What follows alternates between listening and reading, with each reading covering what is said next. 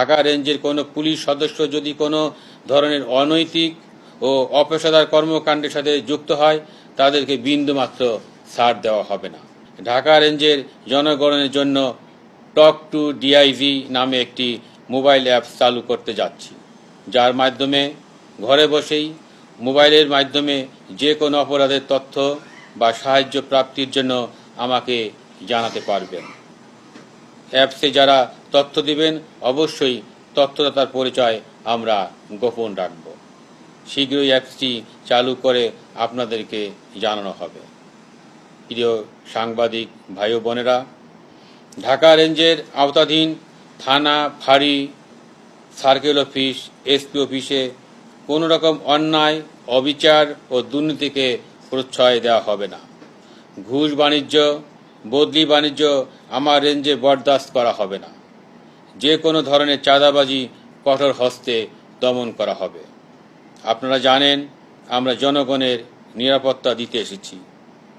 আমরা রেঞ্জে সন্ত্রাসী কর্মকাণ্ড, নিষিদ্ধ ঘোষিত সংগঠন কিংবা পতিত সরকারের দোসররা যদি জনগণের নিরাপত্তায় বিঘ্ন ঘটানোর বিন্দুমাত্র চেষ্টা করে সেটা শক্ত হাতে দমন করার সক্ষমতা ঢাকা রেঞ্জে রয়েছে। আমার অধীনে এসপি ওসিদের নির্দেশ দিচ্ছি, নিষিদ্ধ ঘোষিত কোনো সংগঠনের কর্মকাণ্ড আপনার এলাকায় চলবে না। বৈষম্য বিরোধী ছাত্র আন্দোলনে যারা দমন পীড়ন করেছে, যাদের বিরুদ্ধে সুনির্দিষ্ট অভিযোগ রয়েছে, মামলার তদন্তে যারা দোষী, যারা দোষর হিসেবে পরিচিত, তাদের গ্রেপ্তার করার জন্য আমি নির্দেশ দিচ্ছি। আমি বিশ্বাস করি ঢাকা রেঞ্জের সকল অফিসার ও ফোর্স চৌকস, দক্ষ ও পেশাদার। ঢাকা রেঞ্জ তথা বাংলাদেশ পুলিশের ভাবমূর্তি উজ্জ্বল করতে আইন শৃঙ্খলা রক্ষায় আমরা নিরলসভাবে কাজ করে যাচ্ছি।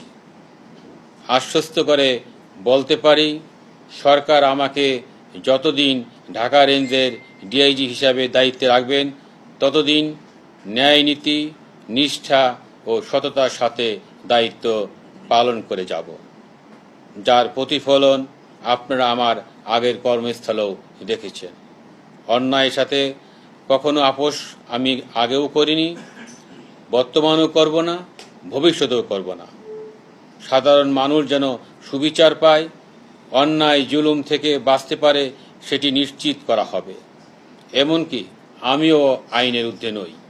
আমি আপনাদের নিশ্চয়তা দিচ্ছি, ঢাকা রেঞ্জের কোনো পুলিশ সদস্য যদি কোনো ধরনের অনৈতিক ও অপেশাদার কর্মকাণ্ডের সাথে যুক্ত হয়